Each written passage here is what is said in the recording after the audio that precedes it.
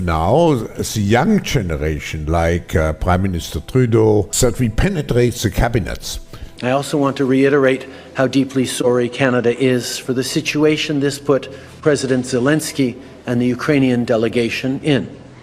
It is extremely troubling to think that this egregious error is being politicized by Russia and its supporters to provide false propaganda about what Ukraine is fighting for. Why does this government treat Alberta like a fart in the room that nobody wants to talk about or acknowledge? I heard her say a word that I know is distinctly unparliamentary, and I think she may want to withdraw it. The word was F-A-R-T. I mean, we love your Mr. Trudeau. I mean, his family's always been such big fans about that.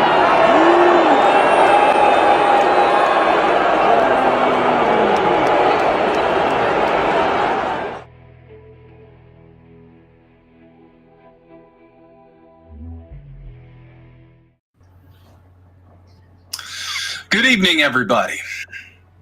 Hello. Welcome back, Yeti. It is Monday, November 18th, 2024. Welcome to episode 16 of the Maple Files. How's everybody doing?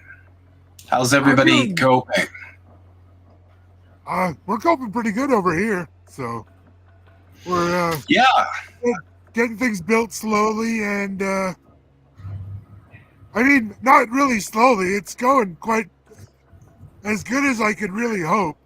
We have to do some changes, like the building inspector showed up, so I gotta change out my footings on my building. So that's gonna be fun. We're gonna hire someone for that one, though. Thankfully, we've got some really great people here, so, and I'm almost to the point I can start putting roof rafters up. Nice. Yeah, glad to have you back, man. It's looking good in there too. You've got like a, it's like an army. Oh, there we go. A little ambiance. Nice. Do you still got bugs out there? No, not really. We had a pet wasp for a while, but I think he gave up on life as well. Sorry to hear that. Well, we're glad you're back and you're continuing your Minecraft IRL. That is good stuff. Hope everybody's having a fantastic Monday. Well, as fantastic a Monday as it can get under capitalism, I suppose. We got a lot to cover tonight. There's been some developments with both Trudeau and his opposition, Pierre. Obviously, as many of you may know, there is a strike, so we're going to break that down and kind of provide more information on it. But yeah, just to introduce, I hate to toot my own horn. I'm kidding. I love it. But we kind of called it. Trudeau and the Liberals are tacking to the right almost identically to how Kamala Harris tacked to the right. And in my opinion, that was a central reason why she did lose the election, because frankly, nobody's going to vote for like diet conservative. If they want reactionary conservative policies, they're just going to go to the conservatives. That's it. That's always going to be the play. Always. Well, the one thing about conservatives, at least they're to a degree honest about what they think. They don't really try to sugarcoat it. So at least most times, except for the politicians, not including politicians, but most like conservative people are generally pretty straightforward in what they want or what they don't want or who they hate. Yeah, it's, I always go back to that reference, like between the fox and the wolf, whereas like conservatives, they're the wolf. You see them coming. You know what they're about. Yeah. The fox, the liberals, they pretend to be something else, and that's kind of been Trudeau's whole shtick, really. Always talking about standing up for working. Well, sorry, I was gonna go where you're going, so I'll let you finish. Well, he always talks about standing up for working class Canadians and talking about how much his government does for working class families. But I mean, again, we went over the numbers. It's not looking good. If that's his idea of what he's doing, it's not enough. And because of this, he really has an idea of what working class is. Well, he never had an idea, right? He was born very privileged. He hasn't really ever had to work at all. He's the definition of a trust fund baby. Yeah. So he's never had to work at all, and he's never really had to, live that life. And I think one thing that I've always been critical of people in government about is that you have a lot of these types who are out of touch, one way or another.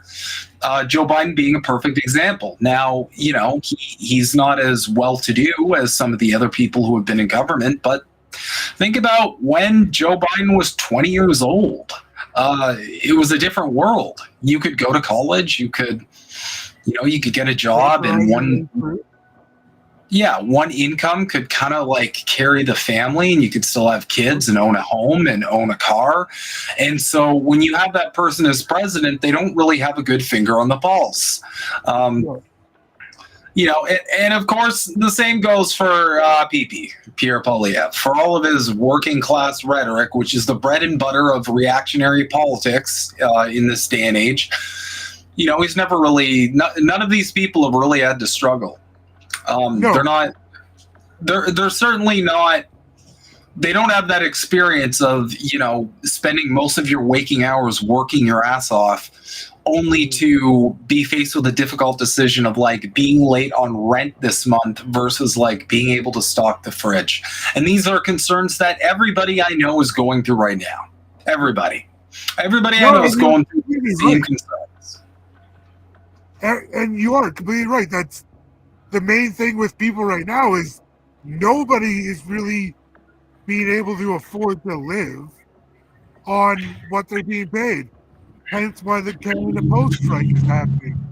Why you're going to see probably more and more strikes happening throughout like Canada, the States.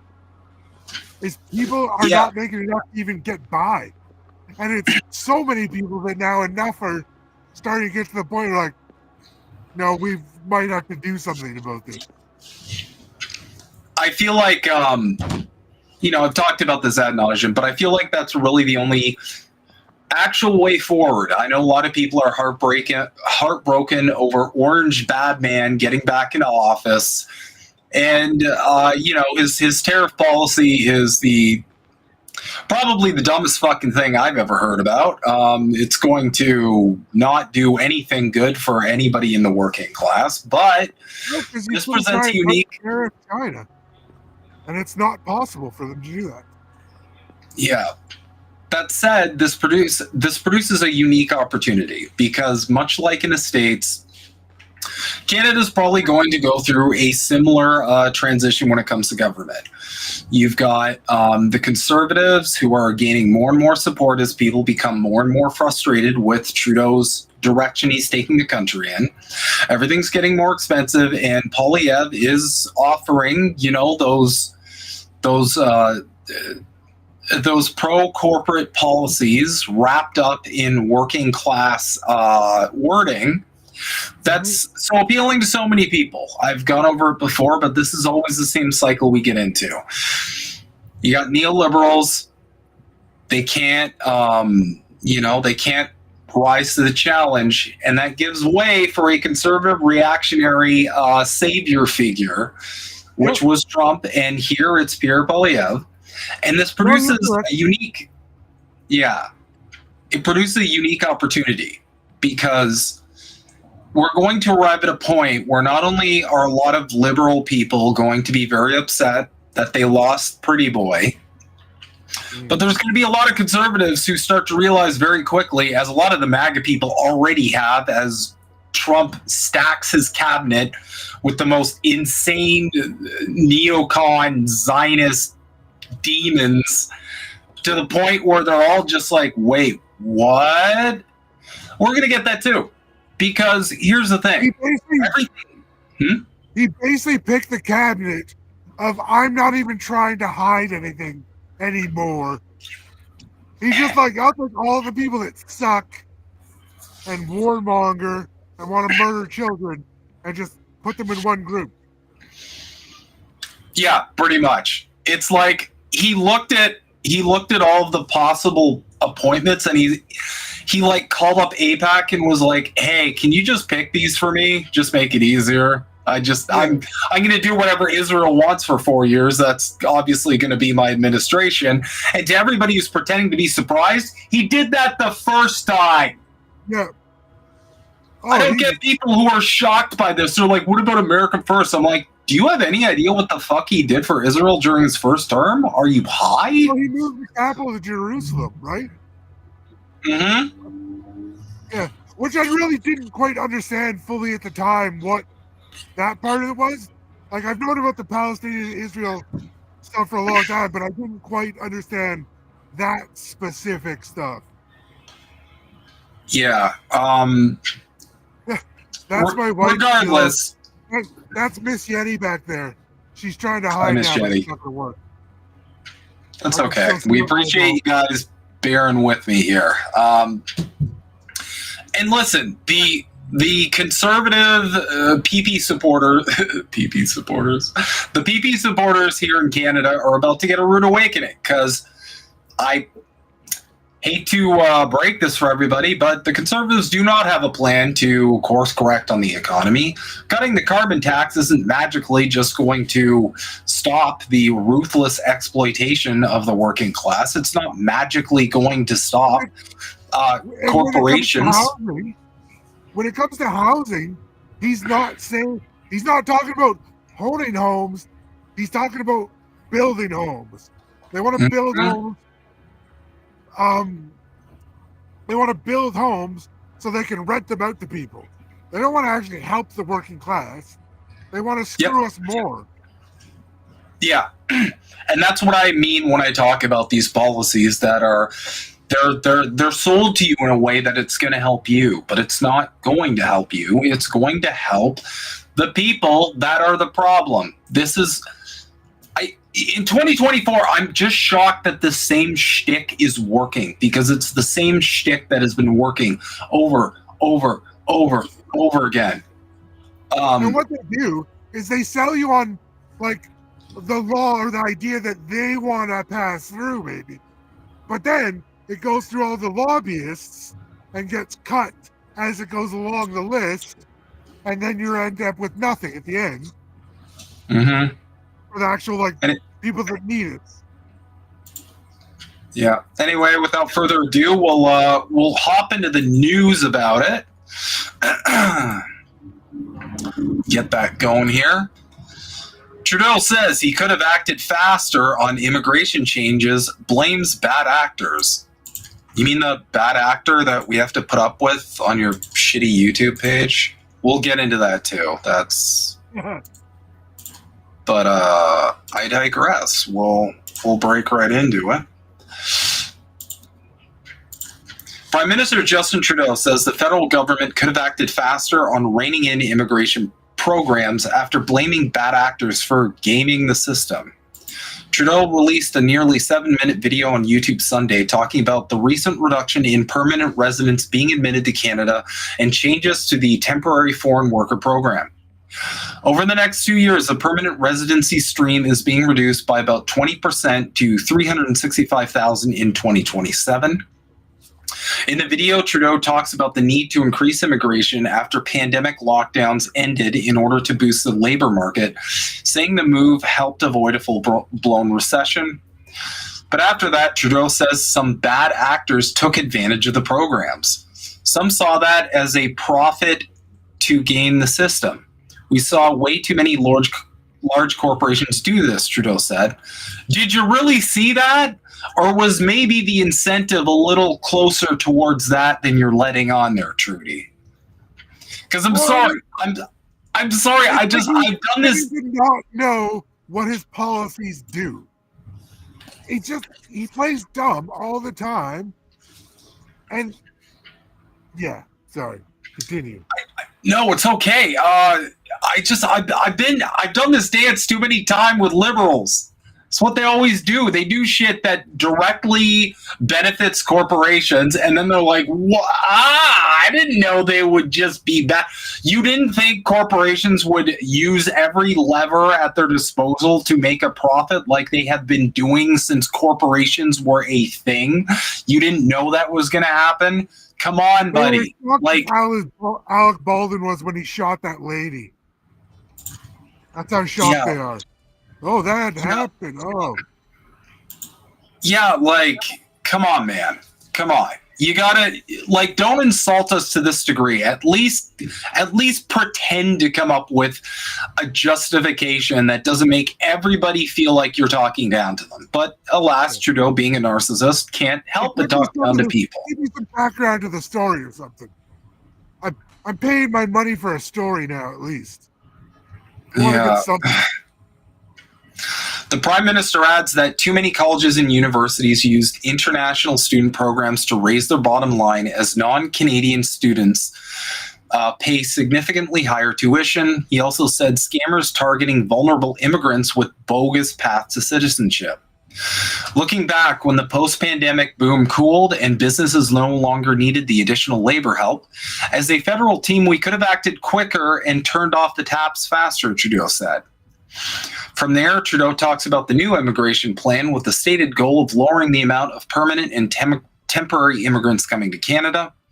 In addition to a phased reduction in new permanent residents over the next 2 years, recent changes have made it more difficult I hate it when they do this. They fuck up a word and it like breaks my brain. More difficult for employers to get temporary worker permits approved. Trudeau says the goal of the government's immigration reduction is to help stabilize population growth while housing stocks catch up, and then to consider gradually increasing immigration rates once again. When reached for comment, Conservative leader Pierre Poilievre spokesperson Sebastian Skamsky referred the Canadian press to an interview Poilievre did with CKNW 980's The Jas Johel Show in Vancouver, where Poilievre discussed immigration. In that interview, Poilievre said much of his criticism of the current immigration system is coming from what Trudeau himself has said since enacting these recent changes. Now he's basically denouncing his entire immigration policy and expecting us to believe he can fix the problems he caused, Poilievre said. The bottom line is we have to fix our immigration, get back to the best system in the world, the one that brought my wife here as a refugee legally and lawfully, the one that brought so many people here to pursue the Canadian promise, and that's what I'm going to do as Prime Minister. And again, this perfectly encapsulates the problem with Liberals tacking to the right. Every single time, the Conservatives will just say, see, we were right. We were vindicated. Yep. Their stuff's the problem. So look to us and we'll fix it. They basically hand every election to Conservatives when they do this, when they're like, you know what, the Conservative, yeah, but like we're kind of conservative too, so like vote for us, please. It doesn't work. It's a losing strategy. Almost like every 8-10 years, we have that government switch in Canada from liberal to conservative. It's almost like always on time too. Well, of course. It just, regardless of which big party is in charge, they essentially like see how much damage they can do, and then they do the switcheroo and hope people will not like riot. That's essentially all that happens, because that's all I'm reading here. I think part of it is because most people are like, in at least Canada's political spectrum, are fairly centrist.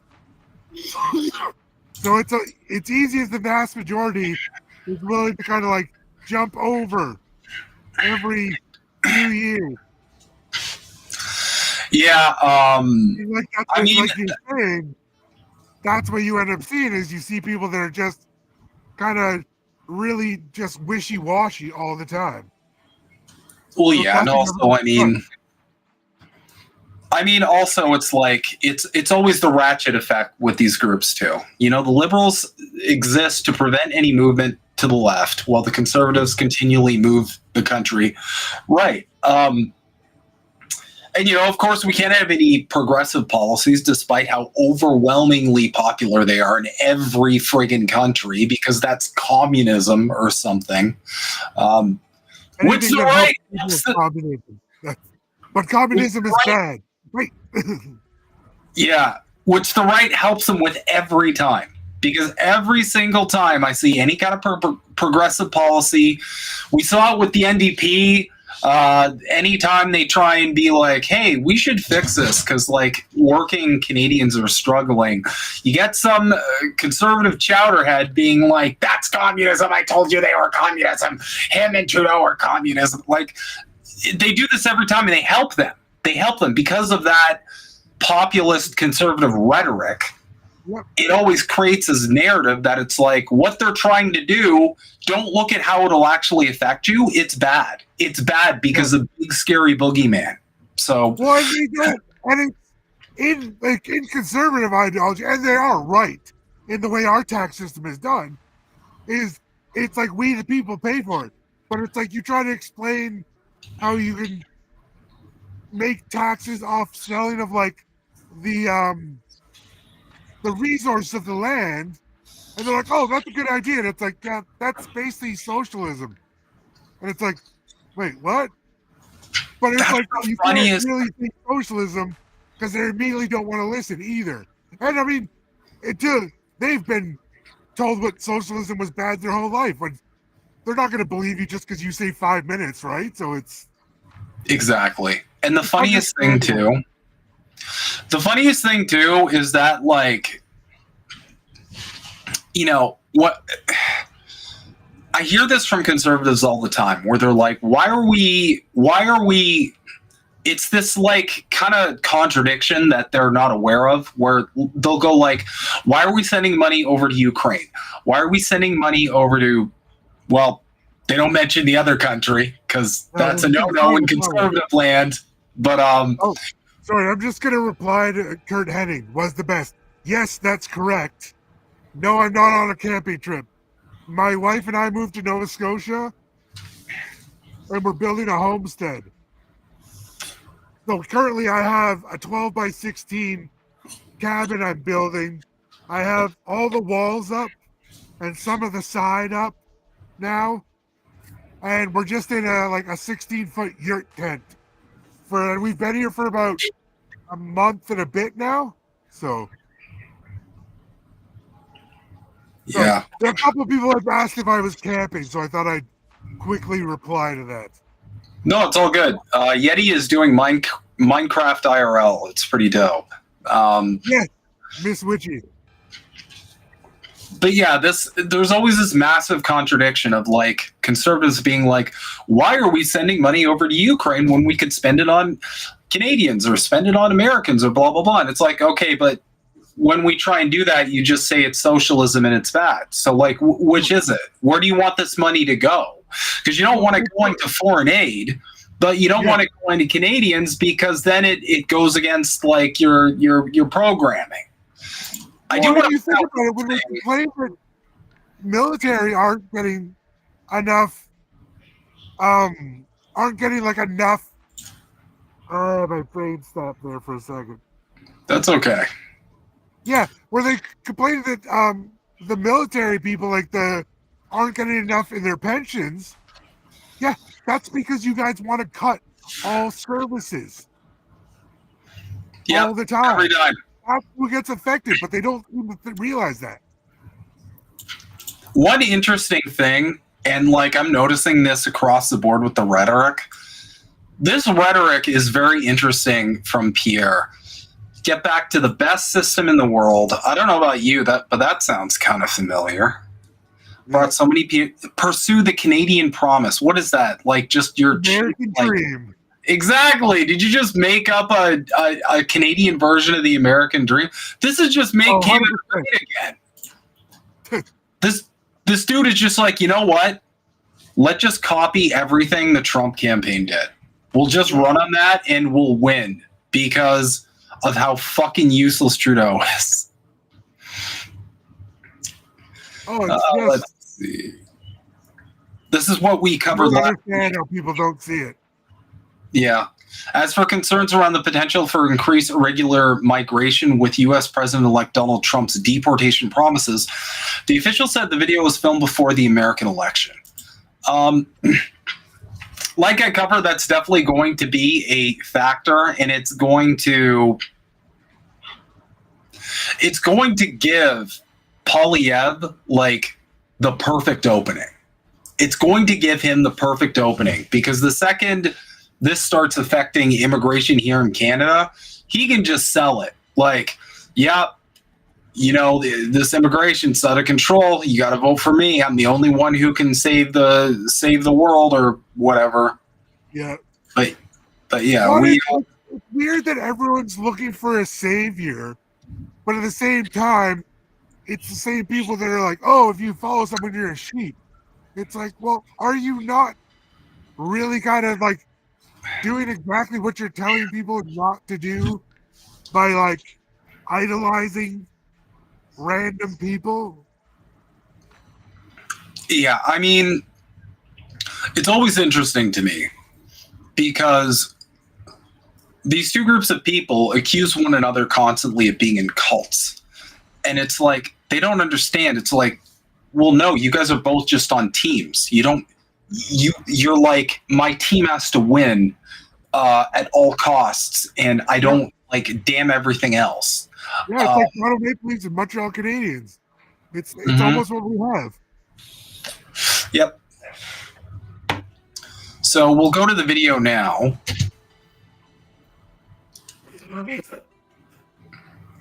This is just very interesting. Immigration.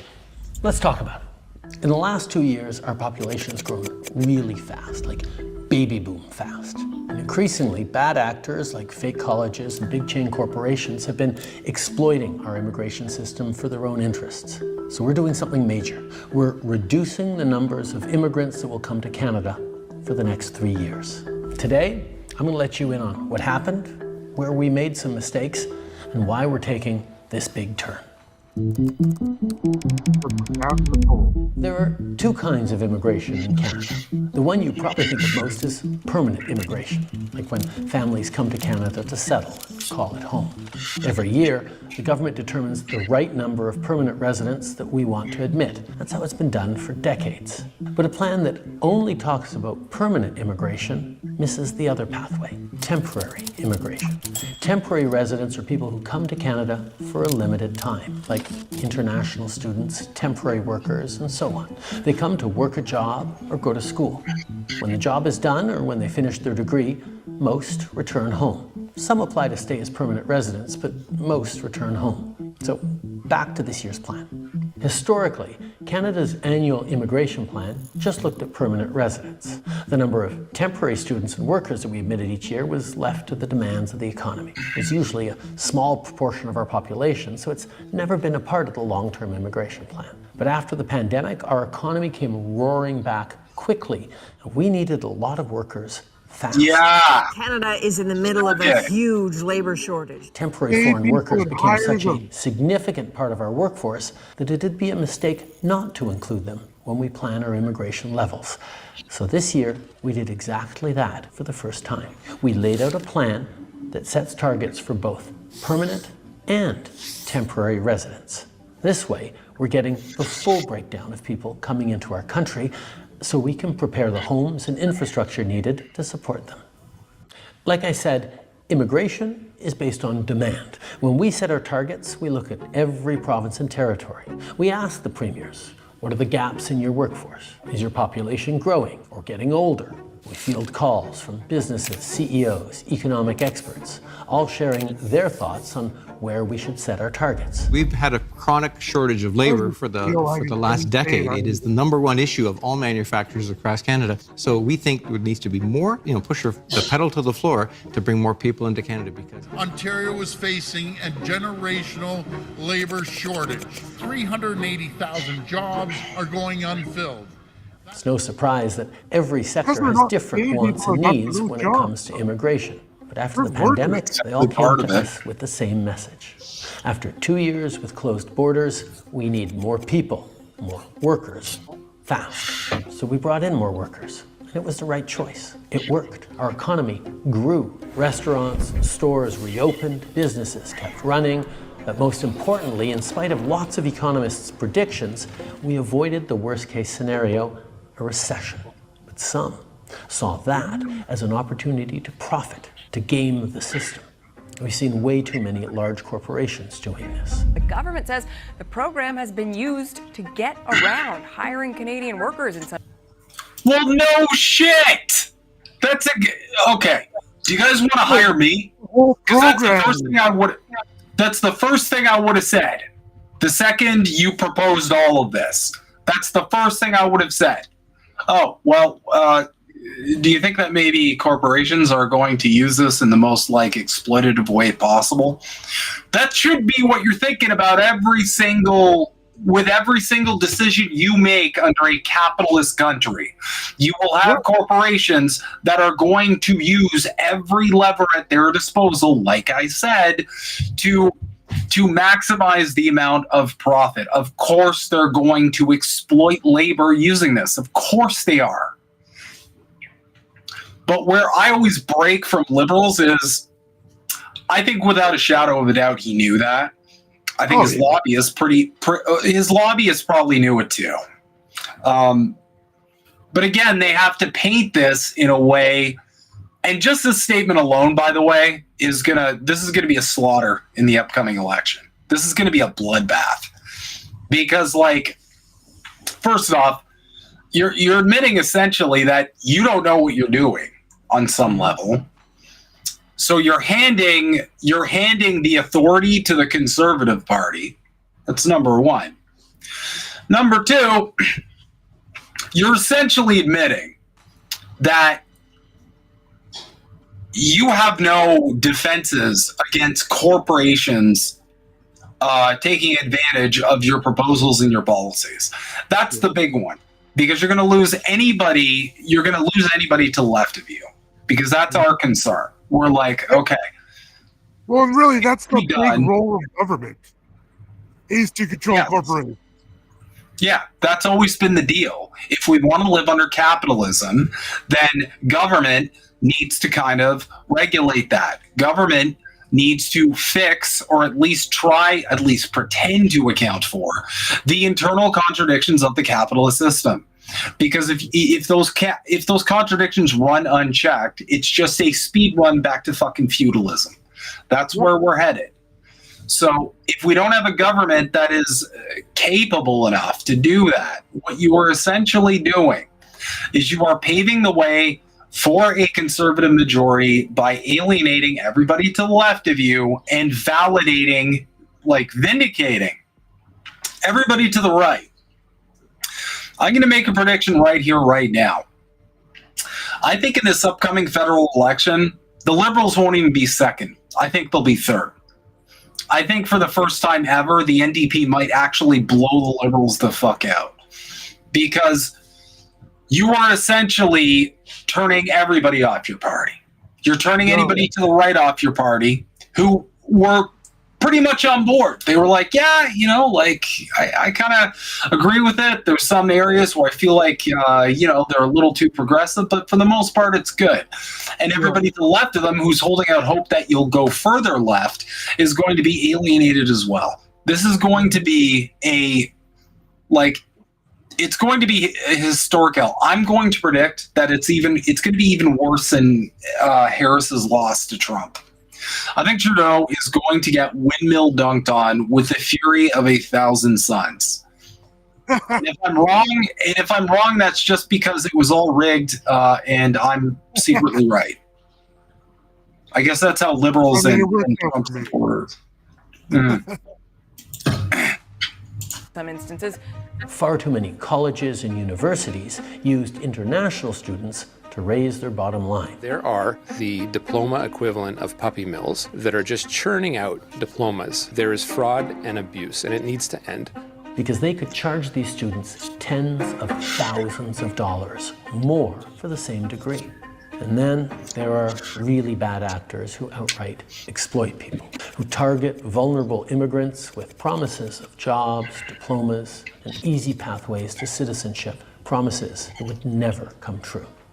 Looking back, when the post-pandemic boom cooled and businesses no longer needed the additional labor help, as a federal team, we could have acted quicker and turned off the taps faster.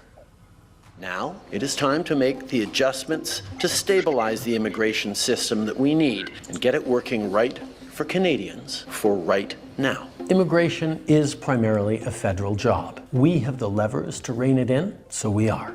This is a big change, a major cut to immigration, reducing permanent immigration levels by at least 20%. A new string of measures to clamp down on temporary immigrants. That means a decrease in international students, temporary foreign workers. Canada's new immigration plan is straightforward. Lower the number of new immigrants coming into Canada, both temporary and permanent. We're prioritizing permanent residents with the skills we need, like healthcare workers for our hospitals and construction workers who will build more homes. And those temporary residents who are already in Canada, some will apply to stay in Canada as permanent residents. Since they're already here, established and working, the added pressure put on communities is very low. Or they'll leave Canada when their temporary residency expires, reducing our population.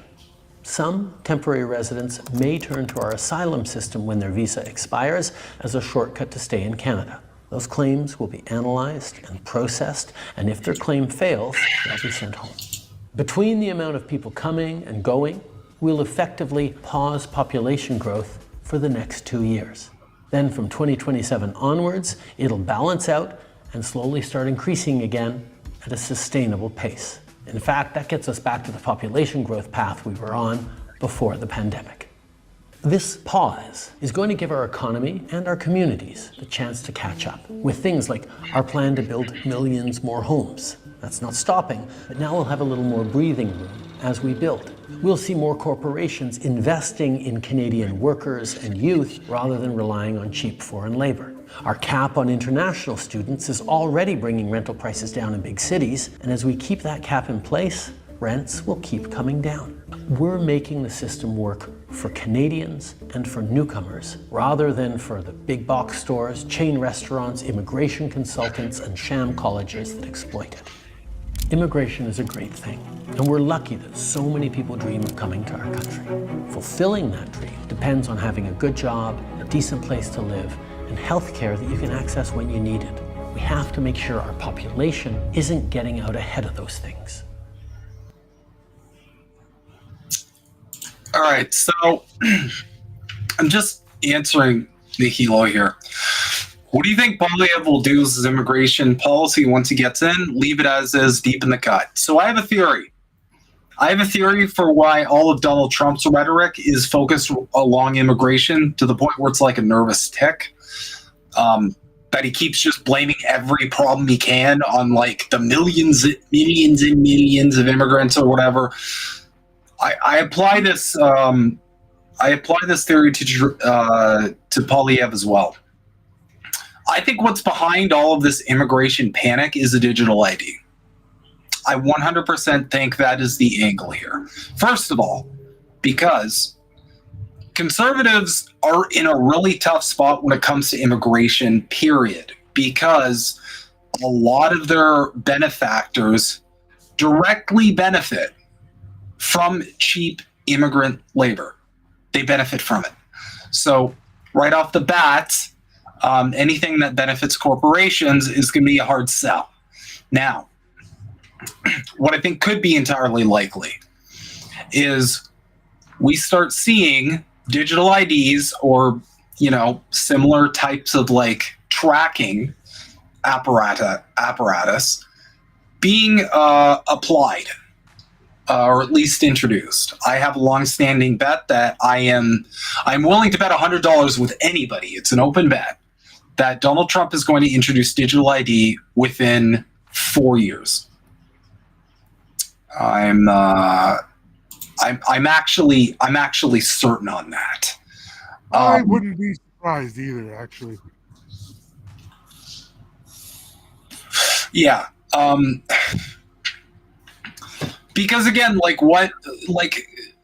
we need to think about this logistically, right? How are you going to do a mass deportation? Like, what does that involve? Do you have the personnel to do that? Is it a wise expenditure of your resources? The more you think about it in countries as large as Canada or America, the more it becomes a little kind of crazy. But what they could do is they could introduce a digital ID that would serve a purpose of you requiring that digital ID for certain elements of everyday life. Now, if they did that, they could essentially block out illegal immigrants from being able to have the same tier of rights and access to goods and services that normal Canadians have. Same thing with America. But essentially what they do is they would introduce this, and the real purpose behind it is to get everyone on that digital ID system so that the government has its hand on the pulse. So it can finally get that level of control that it's wanted for working class people. The powers that be, the rich and powerful, the capitalist class that truly does own not only the politicians in America, but also here in Canada, they're not stupid. They know people are hurting economically. They know we're rapidly reaching a boiling point, and they absolutely know that at the end of the day, they need us. They need us far more than we need them. They know that. These corporations absolutely know that. And so what they need to do is they need to clamp down on people as best they possibly can in order to prevent any sort of mass organization or mass action.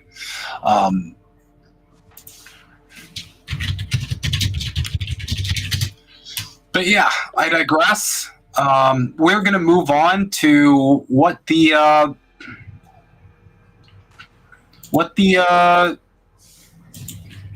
episode was titled as. And we're going to go over the Canada Post strike, because that is most certainly an important thing that we do need to cover.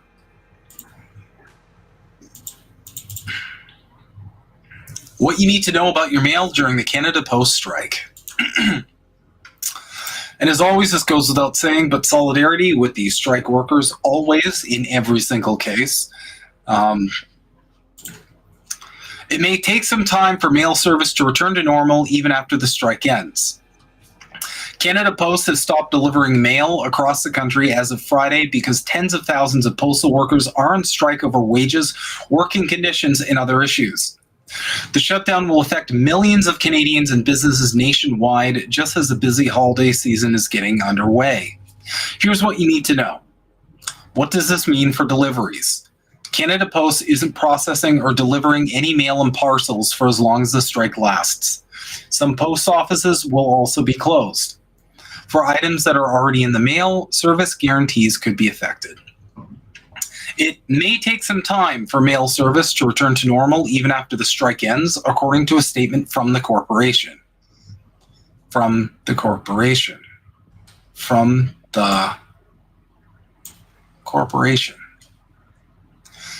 Canada Post workers on strike, mail and parcels won't be delivered. 55,000 Canada Post workers are on strike, a move that will force businesses and consumers to seek shipping alternatives ahead of a busy holiday season. Can I drop letters or parcels in the mail in the meantime? No, Canada Post has said it isn't accepting new items until the national disruption is over. Jim Bookbinder, a management services professor at the University of Waterloo in Ontario, said an alternative courier service could be worth considering if you have an important piece of mail delivered on time or ensure a gift arrives in time for the holidays. What impact is the Canada Post strike having on you? What should be done? Leave your story opinions here. What about mail from other major couriers? Purelator is a subsidiary of Canada Post. The Union for Purelator Workers has said staff will not handle mail that originated with Canada Post in an act of solidarity. Based.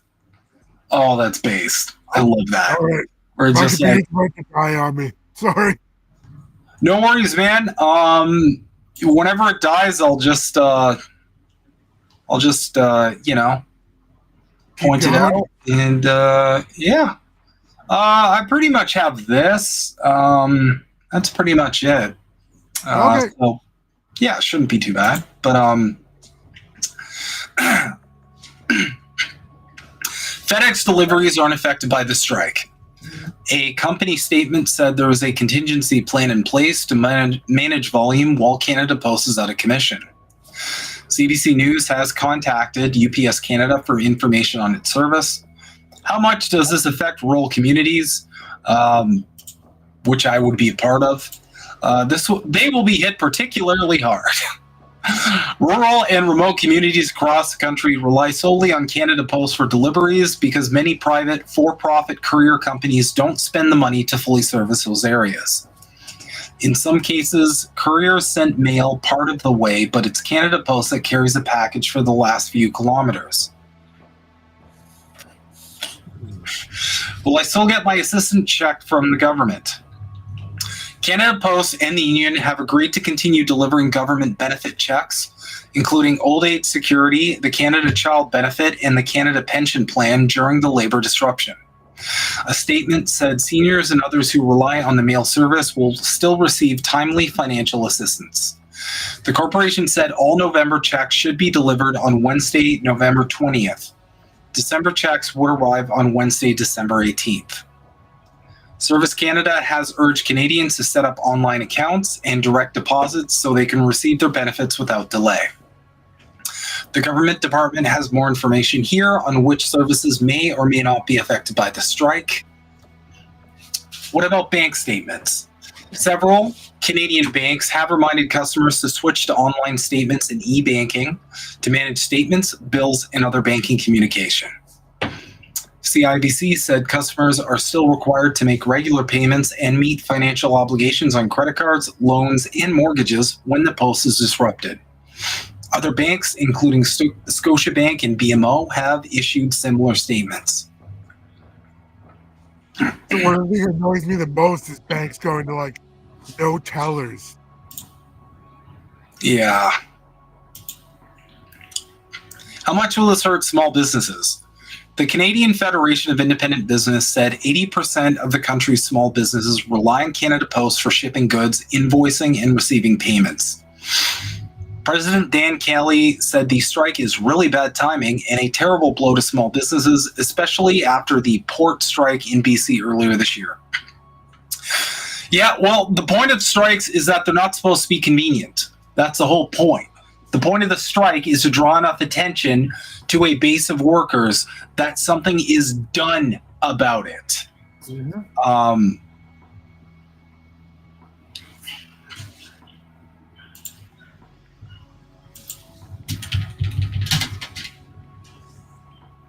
That's kind of the whole.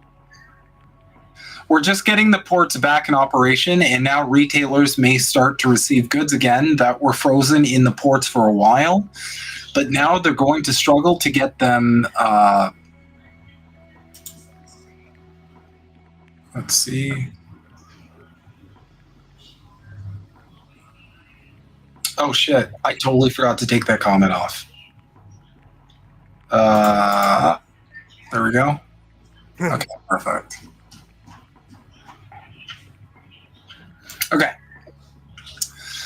We're just getting the ports back in operation, and now retailers may start to receive goods again that were frozen in the ports for a while, but now they're going to struggle to get them out to their end consumer because of the postal strike, he told the Canadian Post.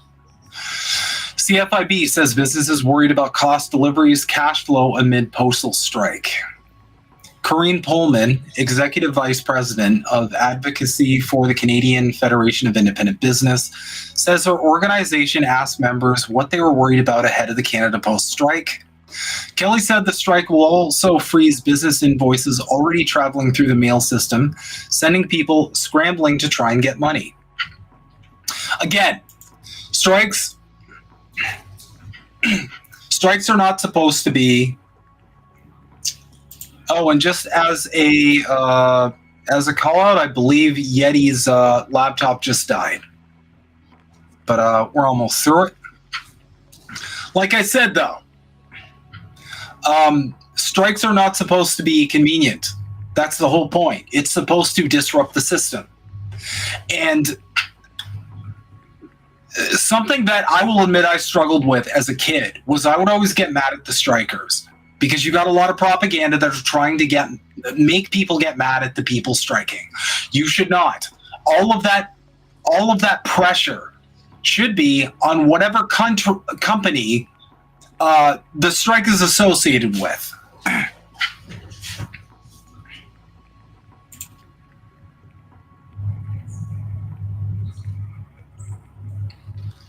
That's Indy's breaking that news. But I digress. The pressure should always be on the company that the people are striking for. So if you see anybody complaining about the Canada Post, complaining about how this is affecting their business, how it is affecting their livelihood, how it's affecting their everyday life, I would highly urge you to reframe this in a way that the company is implicated. So, for example, if one of your friends owns a small business and they're like, oh my God, I can't believe it. Canada Post is just not getting any of the things that I need delivered to me. You go, yeah, it's really shitty that Canada Post is doing that. And if they go, well, no, it's the workers striking, then you go, well, they're striking because of Canada Post, right? So if they just kind of like gave them what they were asking for, there wouldn't be a strike. That's the whole point of strikes. That's how you get people to snap out of the reactionary sentiment that is so common among people exercising their right to strike. Be sure to always frame it in a light that blames the company. Don't ever blame the strikers.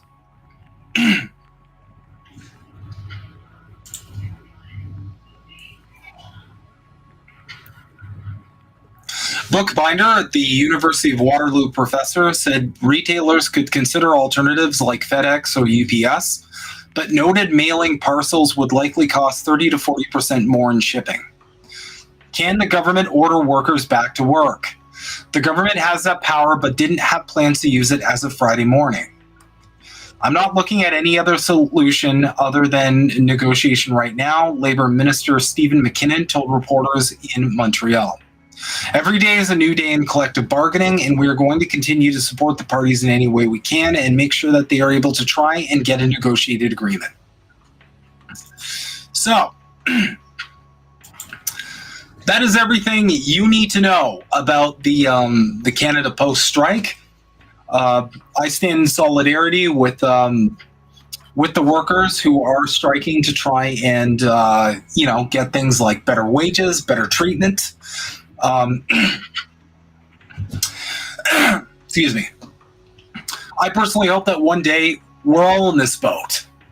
And I'm going to cover this in great detail on Thursday's episode of Snow Himbo Streams, but as I kind of hinted towards, we live in an unprecedented age of opportunity when it comes to organizing, when it comes to creating class consciousness for your fellow working class people, when it comes to radicalizing your fellow working class people.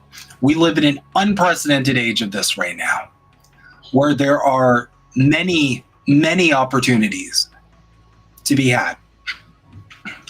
We need to eventually reach a level of class consciousness where things like a general strike, things like mass civil disobedience are things that are possible and able to be used as tools of negotiation, both in how we can get our corporations to behave better, and more so how we can get our governments who are beholden to those corporations to behave better as well. We need to build dual power. And the first step in getting that done is getting everybody on the same page. And it doesn't mean you have to tell everybody to read Das Kapital or endless theory books. It doesn't even mean you have to get people to agree with every single issue on everything, especially when it comes to culture war, because we all know that shit's toxic as hell. What it means is you have to galvanize people and create alliances, create allegiances based on your collective material conditions. Pretty much most people I know agree that their job doesn't pay them enough. They don't get enough protections at their workplace. Bills are too much. Rent is too high. Groceries are too high. We all agree on this. We should be organizing on it. And a big point of reactionary propaganda is to keep people divided, so they do not come together over the myriad things that they have in common, as opposed to what separates them.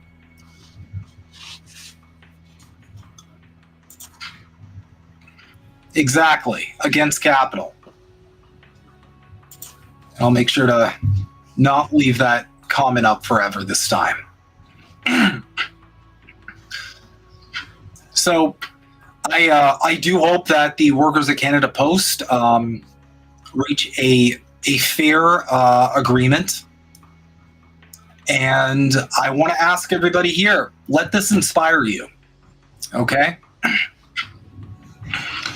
Because here's my dream, okay? Picture not just Canada Post going on strike. Picture grocery store workers going on strike, the post office going on strike, truckers going on strike, people working in the power grid going on strike. Picture a workforce that is so solidified, that they say, hey, if you guys don't cut this shit out, we're going to shut the whole country down. Because you absolutely can do that. Okay? I remember a strike here when I lived in Toronto. It was the garbage workers going on strike. And I swear to God, for a good week, Toronto was like hell on earth. There were just piles of garbage everywhere. You could not escape the stench. It was just garbage all over the place. Nobody even knew what to do with their garbage. And when you see these groups of people saying, you know what, I've had enough, we deserve better, and actually shut down areas of the economy that are required for society to move forward, it's a reminder of how important workers are. It's a reminder of how much everyday working class people are needed in order to advance society. That's essentially what it's a reminder of.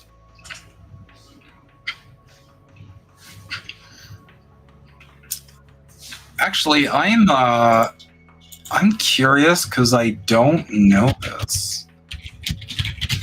Is Canada Post like just a corporation?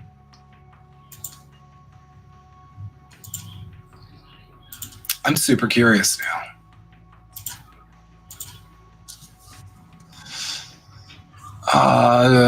Crown Corporation.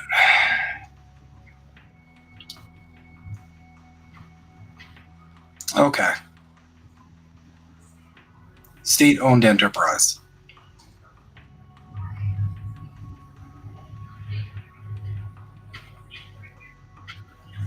Interesting. I did not know that. Now I do. Well, regardless, I wish them all the best in getting better conditions for themselves. And to everybody who's probably going to complain about this, let it inspire you. You know, it's obviously not easy to get something popping off in your workplace, but we got to start somewhere. And so my assignment for the week to all the Canadians out there, if you hear people inevitably complaining about this, repackage it in a way where it's like, oh, well, it's kind of base that they decided to, stand up against the man and demand better conditions for all the work they do. repackage it in a way that makes the strike and the activity of organizing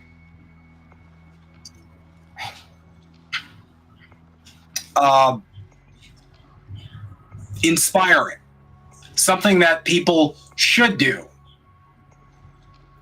more and more. Because of course you are going to see the propaganda. You know, Pierre will probably blame Trudeau for this one way or another. A lot of conservatives are probably going to just shit on the workers because that's what the reactionary programming have caused them to do.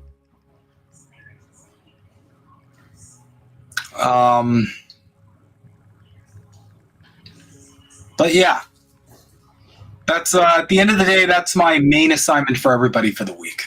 If you hear people complaining about this, redirect the blame to the corporation, to the entity that is causing the pain and the hurt, and frame it in a way that's inspirational.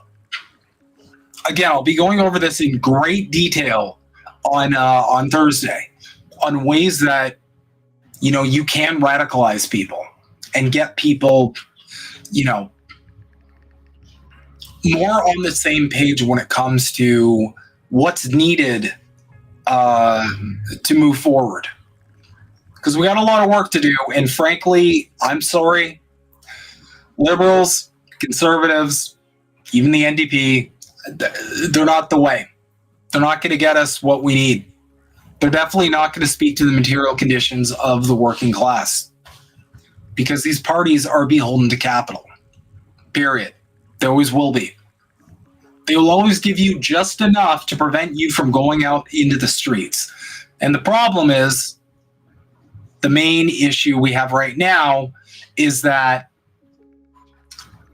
they're not even giving enough to prevent that at that point. At this point, all they have is their propaganda, their division tactics,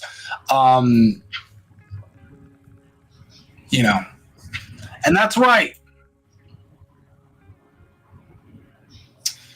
She will also be on the show with me on Thursday. We'll be going over some cool stuff, but yeah. I'm very open to guests in general. So if anybody's interested in coming on and shooting shit, either for the Maple Files or for Snow Himbo streams on Thursday, please let me know. But alas, that's pretty much all we had for tonight. I'd like to thank everybody for tuning in. I will personally see everybody Thursday. As the format kind of goes, the Maple Files is kind of like a shorter show. It's more just kind of covering recent developments. Some of them go a little longer, but for the most part, I try and keep it kind of tight. Snow Himbo streams is going to be a much longer form, just in general. Probably going to be a long 2-3 hours, maybe longer. But that's really the main kind of long format. So anyway, I'm rambling now, and I'm really hungry, so I gotta go eat something. But thanks everybody for tuning in, and be sure to check out INN's schedule for the rest of the shows this week. And as always, keep questioning.